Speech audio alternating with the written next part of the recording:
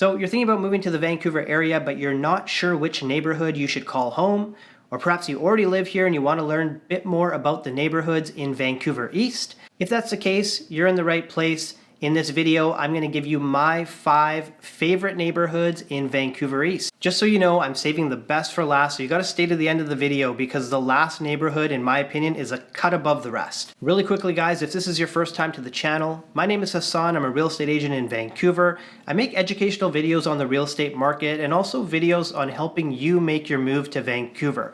So if that's something you're interested in, do hit the like button, subscribe, and hit the bell notification icon so you never miss a video.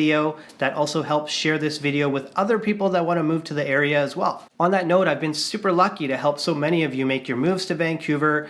If you're considering doing the same and you need someone to help guide you, all my information is in the description box below. I would love to help you out as well, but I don't want to waste any time. I want to get rolling on these neighborhoods. So this video is on Vancouver East specifically. I did do a video on Vancouver in its entirety and my top 5 neighborhoods for Vancouver, which I'm going to link in the description box below. Do take a look at it. One of the things you might notice is it may not look like me. I've thinned out a little bit in the face. I look a little chunky in that video, but I assure you it's the same person and the content is good. So once you're done watching this video, do hop over and watch that other video so you can learn about a couple more neighborhoods on the west side of Vancouver as well. So the first neighborhood I'm going to mention is called Hastings-Sunrise. Hastings-Sunrise, in terms of location, it's basically in the northeast corner of Vancouver. It's boundaried by Boundary Road, which splits up East Vancouver as well as Burnaby. Hastings-Sunrise is a very good neighborhood, especially if you are a young family or you want to grow a family. I think it's one of the most family-friendly neighborhoods in Vancouver East. Some of the places that it's known for, I guess the most notable is the PNE and Playland, which is basically our fair that we do annually. Now, within that same area, you'll find Hastings Park, Hastings Racetrack, if you're into horses or you want to take the family out to watch equestrian, etc. There's a lot of different recreational activities you can do surrounding this park and this area. From a transportation perspective, I love this area as well because, as I mentioned, you're right at Boundary Road, which is a major artery road that can take you, obviously, if you cross it into Burnaby, but that can get you onto Highway 1, and Highway 1 will get you onto the North Shore, one of the most beautiful areas or locations within the Vancouver area. You can get to the North Shore really quickly. Highway 1 will also take you east to Burnaby, Coquitlam, as well as the Fraser Valley if you need to head out to Surrey, Langley, or Abbotsford, Chilliwack. From a real estate perspective, a lot of the development here is single family, older homes, many of which are being torn down and turned into duplexes to add increased housing supply. Now, the homes that are facing the water or have water views and mountain views, they're going to carry a higher price tag. But what you want to keep in mind with Vancouver in general is as you move eastward away from downtown Vancouver, typically the real estate prices will come down a little bit. So the next neighborhood I want to talk about is the Fraser Street area, and in recent years it has been dubbed Fraserhood. Fraserhood is the place for foodies. Now, when I grew up, when I was younger, Fraser Street was very synonymous with the Vietnamese culture and the Vietnamese community. It is now even more diverse in terms of the people that live there. You'll find people of all cultures in that area. I mentioned it's the place for foodies. One of Vancouver's top Italian restaurants, Savio Volpe, is in Fraserhood, and there's so many great little restaurants that you can go to, retail, shopping, all very walkable. Now, Fraserhood is not immediately near a SkyTrain or a rapid transit right now, but when it comes to transportation, you can drive to Vancouver in about 15 minutes or so. You can drive to the airport in about 20-25 minutes. There is a new Broadway subway coming, which basically runs east-west across Vancouver, mainly on the east side of Vancouver. So in the next few years, there will be some rapid transit in the area. Probably a little bit of pain to deal with the construction to start if you're very close to Broadway, but this is only going to help real estate values and accessibility. To give you an idea, Fraserhood is basically 1 block east of Main. Main is the divider between the west side of Vancouver and the east side of Vancouver. The proximity is great to downtown Vancouver, like I mentioned, and you can drive to these other areas for now. Anything that you need on a day-to-day basis is very walkable. From a real estate perspective, there's a lot more mixed use type developments here, some low rises. There will be some high rises coming to the area as well, and single family homes. So it attracts people from all walks of life at different stages in life. It's very family friendly. It's also a great place for couples or singles. It attracts so many different types of people. So Fraserhood definitely makes the list as one of the top 5. So the next neighborhood I'm going to talk about, it almost topped the list as my favorite neighborhood to move to. Didn't quite make it there, but it is the Mount Pleasant neighborhood. So in my opinion, Mount Pleasant is made up of a couple different sub-communities, and both are great in their own ways. The first one I'm going to talk about is Olympic Village, which is basically False Creek. So as you head north in Mount Pleasant, you head towards the water, you're heading towards downtown Vancouver, and right at the water's edge is a community called Olympic Village.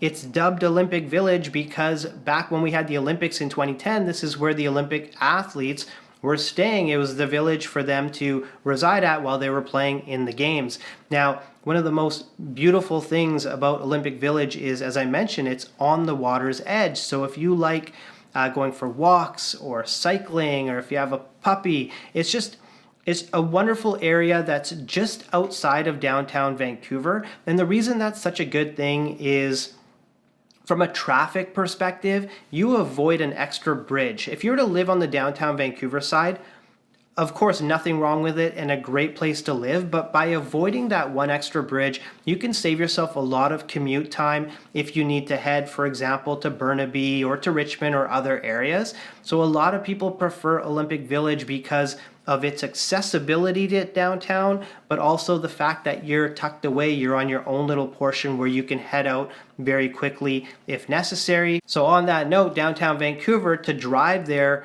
depending on where you live in Mount Pleasant, 5 to 10 minutes at times. Richmond to the airport, you can get there pretty quick as well, probably also 25 minutes. Now, living in Mount Pleasant, you do have a couple SkyTrain stations. You have essentially the Olympic Village SkyTrain station, which is the Canada line, and that will take you to the airport. You also have the Main Street Science World station, where if you're to hop on there and head into downtown, you're in downtown in less than 5 minutes. 2 stops away, you're in downtown. So Mount Pleasant, it attracts, in my opinion, a lot of singles or couples. A lot of the millennial crowd like to live in Mount Pleasant. So Mount Pleasant has emerged as kind of this trendy type of area for millennials, for singles, for couples. Even young families are starting to call Mount Pleasant home. If you're someone who enjoys different smaller kind of restaurants and bars and breweries as well, it's essentially a microbrewery capital, I guess you could say, of Vancouver. So a very walkable area as well. A lot of people just leave the car at home. You're able to walk to all the different areas you need to go. From a real estate perspective, you'll find more high rises today in Olympic Village, which again is closer to the water and was created for the Olympic athletes, so that might make some sense. You get a lot of mixed use type developments, low rises as you head a little bit south.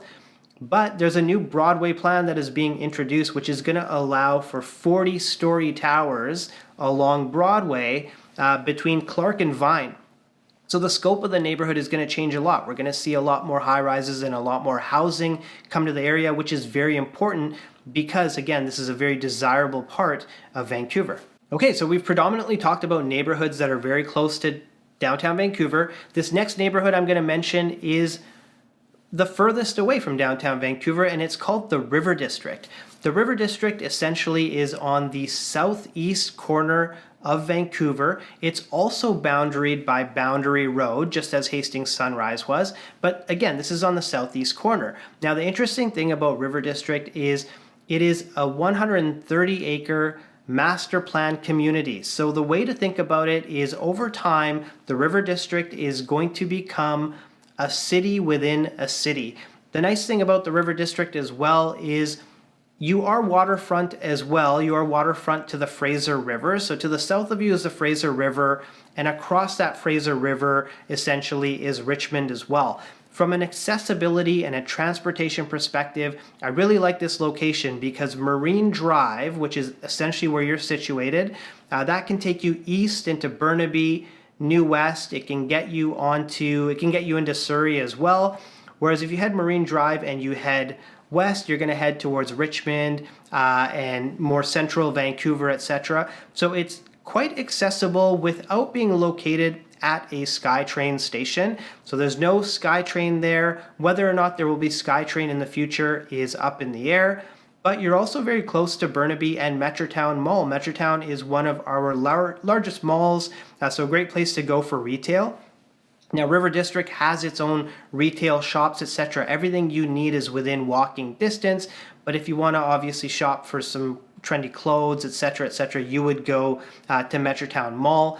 River District, in my opinion, a great place to be considering raising a family. From a real estate perspective, you do tend to get a little bit better value in the River District. At the time of this video, most of the stuff is selling for high rises at $1,000 a square foot, which for Vancouver is actually an attractive price. On that note, I realize when you're watching this video that real estate prices may have changed. So if you want to get all the updated pricing for all of the different neighborhoods, send me a note and I can send you all the updated pricing. I get a great stats guide every month, which I can share with you. And finally, you made it to the end of the video. My favorite neighborhood, it just edged out Mount Pleasant, is Grandview-Woodland. Grandview-Woodland is basically north of Broadway between Nanaimo and Clark. Mount Pleasant is basically to the west and Burnaby is to the east. Grandview-Woodland attracts people of all different walks of life. You get families there, you get singles, you get couples. A lot of people with dogs live in this area as well. It's flanked by Commercial Drive, which is also known as the Drive.